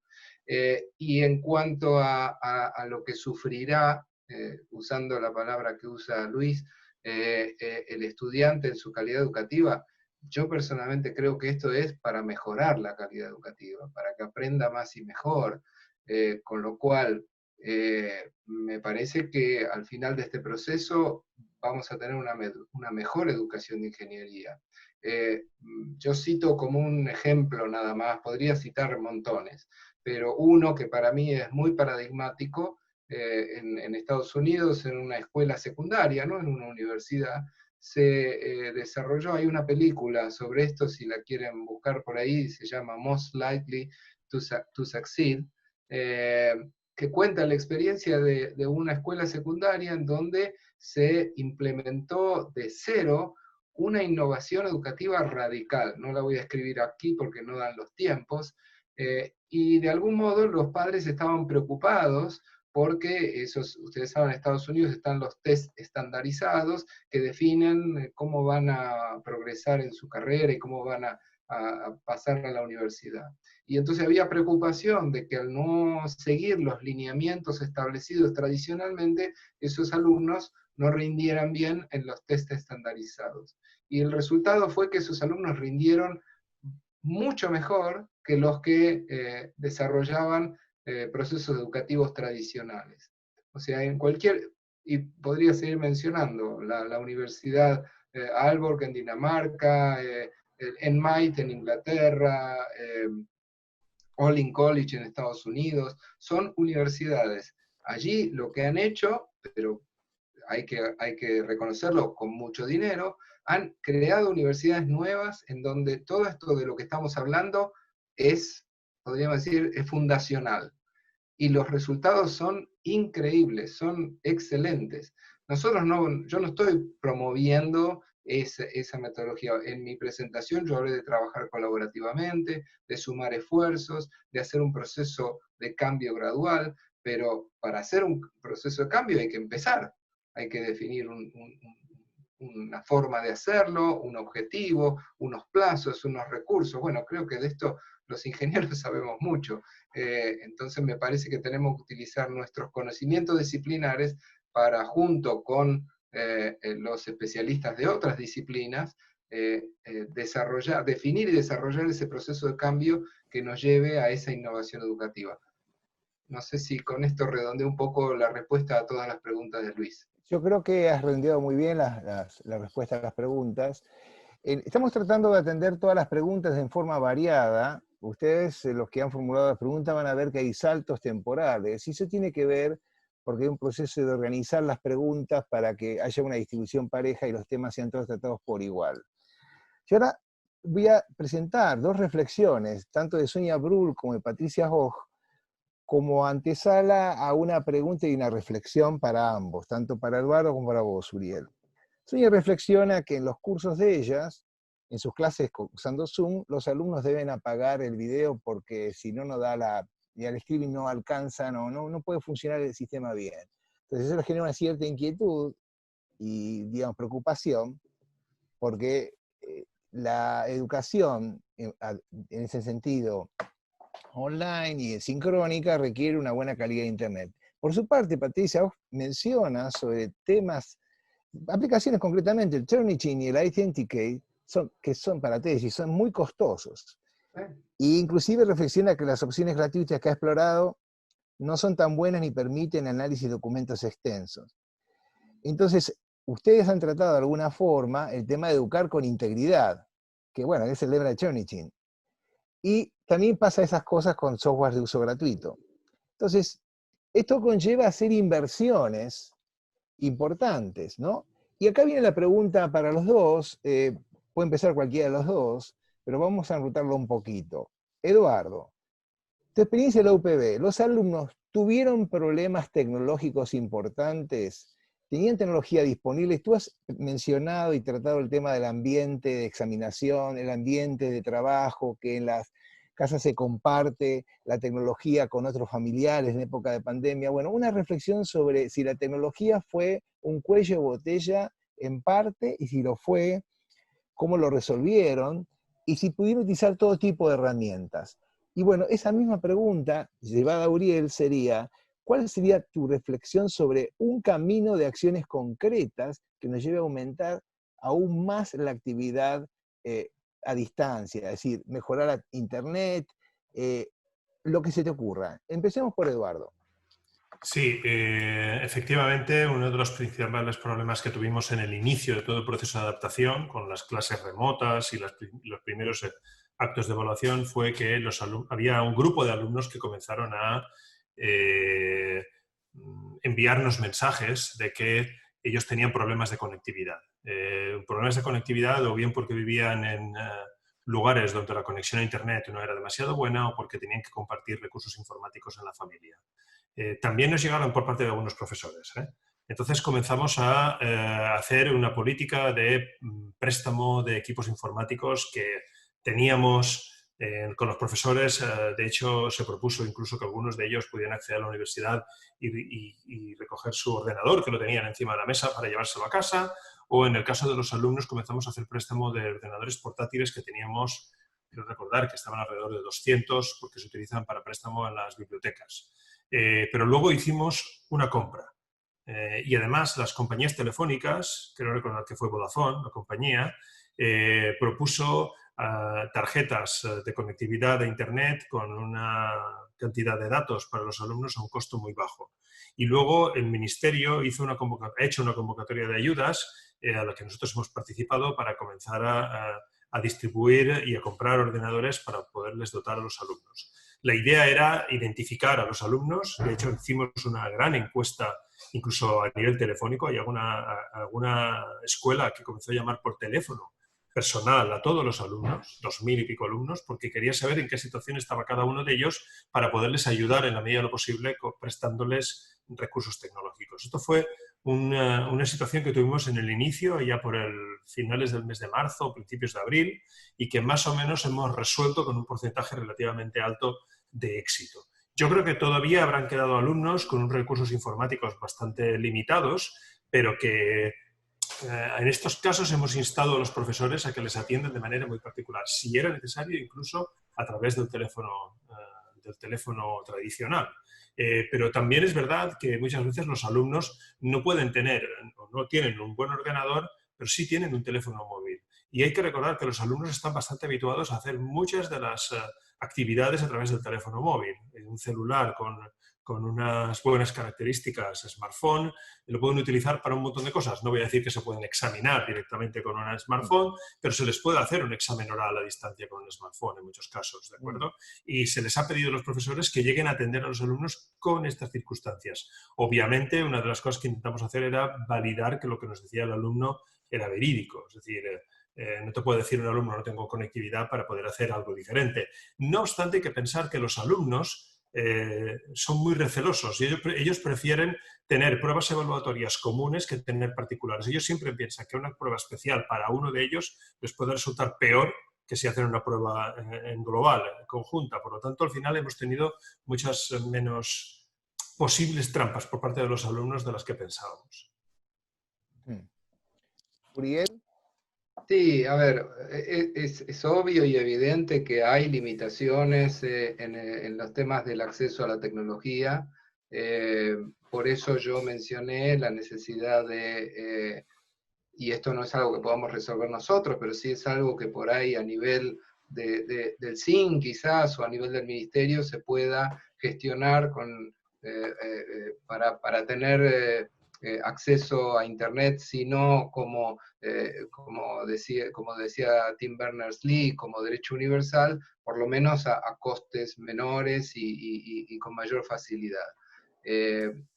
También está el tema de la disponibilidad de la computadora. Acuerdo plenamente con Eduardo en cuanto a que muchos hoy en día se conectan con los celulares. También podemos pensar en estrategias. Yo me acuerdo cuando era secretario de TIC en el rectorado hace muchos años, que hicimos convenios con empresas para poder acceder a la compra de notebooks a muy bajo precio y con cuotas muy extendidas. En esto también hará falta el apoyo estatal en ese sentido. Pero más allá de que obviamente hay un problema, en muchos casos hay problemas de acceso a la tecnología, y es un tema que hay que encarar y hay que ver las formas de resolverlo, también es cierto que nos hemos puesto en esta emergencia más exigentes, en muchos casos, que lo hacíamos cuando teníamos la enseñanza tradicional. Y entonces, cuando teníamos la mitad del curso, imaginémonos dando una clase teórica. ¿Cómo sabemos que esos alumnos que están ahí presentes físicamente están presentes mentalmente? Pero ahora, si no los vemos con la camarita, creemos que ya no nos están siguiendo. Entonces, creo que hay que poner un poco en tela de juicio estas cuestiones. Obviamente, si yo voy a estar hablando 3 horas a través de la camarita web, y lo más probable es que se vayan a hacer otra cosa. Otro tema, mi curso empieza normal, o debería empezar, a las 6:15 de la tarde, en Parque Avellaneda, cerca de Villa Lugano. Yo nunca pude empezar antes de las 7, 7:15, porque sencillamente no llegan. Y nunca pude quedarme hasta más de las 10, porque se van, porque ya en el último colectivo o el tren o tienen una hora de viaje o ya están exhaustos. Y ahora que hacemos por videoconferencia, normalmente 6:20, 6:25 estoy empezando y están todos presentes.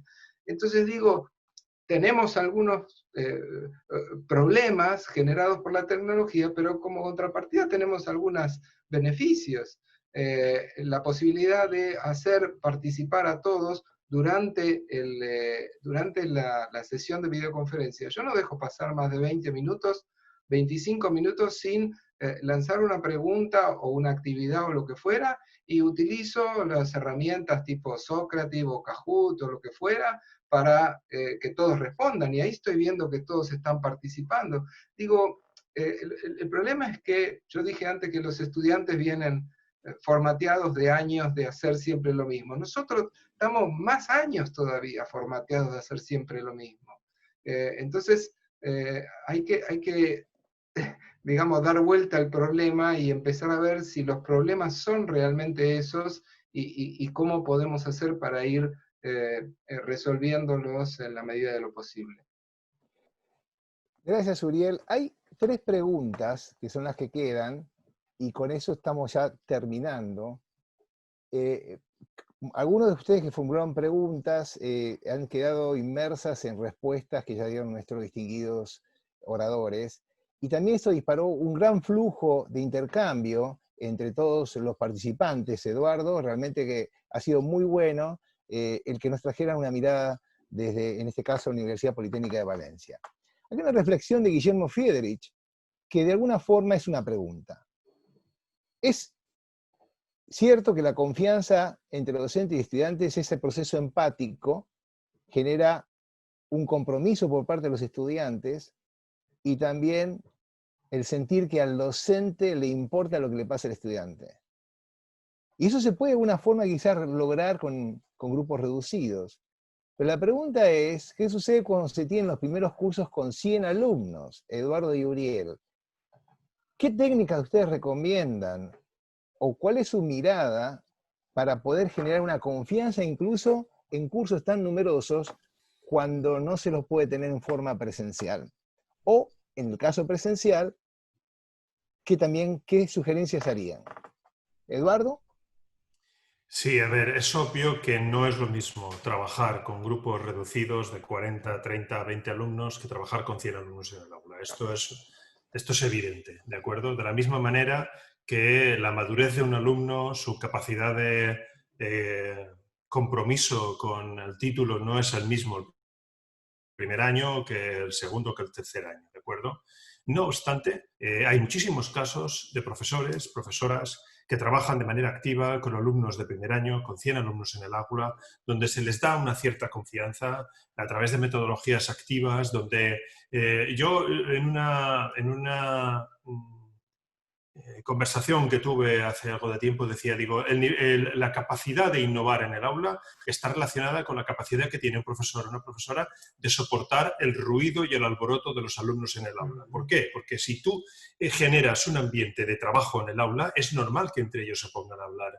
Si hay 100 alumnos en el aula y están hablando, es obvio que aquello va a parecer algo parecido a un mercado, por decirlo de alguna manera muy rápida. ¿De acuerdo? Pero por decirlo de alguna manera muy clara, también puede ser algo igual que un espacio de coworking, donde la gente está haciendo networking, que está colaborando, está intercambiando impresiones y donde tú luego en un momento determinado puedes decir, bueno, han estado trabajando en equipo, vamos a hacer un muestreo de ver cuántos alumnos han aprendido determinados conceptos, luego vamos a hacer que unos alumnos evalúen a otros. Esas situaciones se pueden dar en el aula. Objetivamente generan en el profesor le sacuden, le cambian en su lugar de relax. ¿Por qué? Porque tiene que evolucionar hacia un modelo completamente diferente que en parte el profesor no controla. ¿De acuerdo? En parte el profesor no controla. Y ahí es donde tenemos que buscar ese equilibrio. El equilibrio, insisto, en este caso, cuando tienes un grupo numeroso, dejarles que ellos trabajen de manera autónoma con unos materiales que tú puedes haberles proporcionado para que luego te generen algunos tipos de resultados. Aquí siempre el profesor dice lo mismo. Es que en un grupo de trabajo, si son numerosos, yo no sé quién ha trabajado y quién no ha trabajado. Yo insisto que se pueden hacer muestreos donde la nota pueda ser colaborativa. Yo el otro día le comentaba a un compañero, digo, imaginémonos que la nota que nosotros le damos a nuestros alumnos al evaluarle fuera solamente el 80% de la nota total. El 20% restante no lo consiguiera el alumno por sí mismo, lo tenía que conseguir con la suma del resto de alumnos que están en el aula. ¿Cómo? Con actividades colaborativas donde el profesor hace un muestreo y ese muestreo vale para el 20% que se le suma a todos los alumnos. Probablemente tendríamos una audiencia, un alumnado mucho más comprometido, mucho más colaborativo y probablemente el alumno que quiere conseguir mejores notas ayudaría a otros alumnos a que aprendieran porque sabe que parte de su nota depende de ello. Esto podría ser una manera de trabajar. Lo que pasa es que los profesores no nos queremos arriesgar a ese tipo de soluciones. ¿Y qué hacemos? Volvemos al método tradicional, hacemos un examen, tenemos el espacio controlado. Yo siempre digo que los espacios donde tú más cómodo te sientes es cuando estás utilizando mucha pizarra, muchas transparencias, los alumnos se pasan todo el tiempo calladitos copiando y cuando ha acabado la clase tú dices, ¿qué clase más buena he dado? Y los alumnos han estado a lo mejor desconectados, tú no lo sabes, pero han estado en silencio, que era tu objetivo. ¿De acuerdo? Bien. ¿Uriel? No, quiero agregar, es brillante lo que ha dicho Eduardo. Suscribo 100%. Bien. Lo bueno si breve, 2 veces bueno. Así Y queda es. la última pregunta para los dos, que es una mirada personal de parte de ustedes y que de alguna forma va a ser conductual por parte de todos los que hemos asistido a esta presentación. Y es una pregunta de Marcos Sade. Marcos reflexiona que las clases teóricas dadas por Zoom o por Meet son, en primera instancia, una adaptación rápida de clases presenciales a educación a distancia. En base a la experiencia de ambos, tanto tú, Eduardo, en la Universidad Politécnica de Valencia, como tú, Uriel, a través de todos tus años tratando de difundir nuevas formas de enseñar y también la mirada en el aprendizaje, y lo que te ha tocado en este último periodo inmerso en la pandemia, en base a esas experiencias que vieron estos meses, ¿cuáles son los cambios que deberían contemplarse en esta transición por parte del docente para lograr buenos resultados? Por ejemplo, disminuir los tiempos de las clases, dar más intervalos, integrar otros recursos como videos, en fin, es libre y con esto terminamos la ronda de preguntas y respuestas. Uriel, puedes empezar tú. Sí, a ver, hay un tema que mencionamos al pasar, pero que me parece que hay que darle mucha importancia, especialmente ahora y en la continuidad, que es lo que se llama el aprendizaje invertido, el flip learning. Me parece que seguir pensando que nosotros vamos a utilizar el espacio de clase para hablar nosotros todo el tiempo es algo que tenemos que ir pensando en reducirlo significativamente. En muchos casos, lo que ha ocurrido en esta, como se la suele llamar, enseñanza remota de emergencia, porque es lo que estamos haciendo, no es educación a distancia, sino es una educación remota de emergencia. Lo que ha ocurrido en muchos casos es que los profesores han llevado a la computadora, al Zoom, lo que hacían en el aula, que era hablar un montón de tiempo. Y la verdad es que este es el problema. Uno de los webinars que organizamos en nuestra facultad fue justamente cómo hacer aprendizaje invertido en la modalidad a distancia. Y me parece que aquí es mucho más pertinente y mucho más, digamos, útil que inclusive en la presencialidad. Digo, simplemente para dar una pastillita de respuesta y no ocupar mucho tiempo. Eduardo, tu reflexión final. Acuerdo 100% lo que comenta Uriel. A mí me gustaría cerrar y reflexionar sobre lo que se ha dicho, pensando que lo que tenemos que buscar es una experiencia presencial diferente en la universidad. Yo creo que nosotros somos, al menos la Universidad Politécnica nuestra, y yo por lo que conozco de muchas de sus universidades, somos universidades pensadas y dimensionadas en lo presencial. Y yo creo que en la presencialidad, por poner una nota discordante con Uriel casi al final de la presentación, mi sensación es que muchos de los alumnos lo que quieren es volver a la universidad. A ellos les gusta volver a la universidad y compartir la vida universitaria. Les gustaría que esa vida universitaria fuera diferente, tener otro tipo de experiencias. Una experiencia donde se enfocaran más en colaborar, en trabajar, en resolver, porque es algo que a ellos les apetece mucho más. Porque ellos entienden el mundo de otra manera y entienden que a los conocimientos se puede llegar de otras maneras. Este es el punto al cual nosotros tendremos que llegar. Yo creo que ese es el esfuerzo que tenemos que hacer como profesores y que realmente producirá el cambio. A mí me gustaría pensar que esto, como os he dicho, genera una oportunidad muy buena, es una oportunidad que se tiene que aprovechar. Hay que pensar que muchas universidades tienen problemas de infraestructuras muy importantes, no estoy hablando de Argentina, hablo de España y de otros países, y con la tecnología adecuada es mucho más económico movernos a un modelo diferente de educación en el cual los alumnos pueden aprender un montón de información desde sus celulares, en sus domicilios y acudir a los espacios presenciales a hacer otro tipo de experiencias y evolucionar directamente a ese estadio aprovechando esta oportunidad que se nos brinda. A mí me gustaría que esa fuera la reflexión final de todo esto. Bueno, yo les agradezco a ambos y un mensaje para todo el auditorio. Esto ha sido grabado con la autorización por parte de los expositores, va a estar disponible en el sitio de Confedi en forma libre, y ahora le voy a pasar la palabra a Alejandro Martínez, que es el presidente de la Comisión de Enseñanza de Confedi. Muchas gracias, Eduardo, muchas gracias, Uriel. Muchas gracias y feliz día del ingeniero y la ingeniera a todos. Gracias. Gracias Norberto, gracias Eduardo y Uriel. Antes de hacer el cierre, unas palabras de nuestro presidente de Confedi, si está por ahí. Acá, hola, buenas tardes para todos. Muy feliz día a las ingenieras y a los ingenieros. Yo simplemente, fuera del saludo protocolar, agradecer enormemente a Eduardo, a Uriel y a Norberto también por su excelente moderación de las preguntas y cómo lo fuiste llevando. Así que felicitaciones y obviamente a la comisión. Así que nuevamente un agradecimiento, muy enriquecedor fue toda esta charla. Es una situación que estamos pasando en todo el mundo y, bueno, y creo que todo ayuda, estos granitos de arena que vamos poniendo entre todos, esta cuestión colaborativa que siempre también es un poco el espíritu de Confedi, ¿no? Esta colaboración, este federalismo que tenemos desde Confedi, transmitir todas las experiencias de cada uno, y qué mejor una experiencia que trajiste, Eduardo, desde España, que fue realmente maravillosa. Y que nos abre, como siempre también, Uriel, ¿no? Nos abre un poco la cabeza a todos. Así que muchísimas gracias a todos, muchísimas gracias a la gente que estuvo presente y que hasta recién empiezan a irse, porque empecé a hablar yo, evidentemente empecé a hablar yo y se empezaron a ir todos, bueno, pero mientras estuvieron ustedes, se mantuvo la auditoría, así que realmente genial todo esto. Así que bueno, Alejandro, te dejo para vos y muchísimas gracias nuevamente a todos por participar. Bueno, gracias José. No, simplemente comunicarles que después más tarde le vamos a enviar un link para una encuesta, para tener un feedback del auditorio.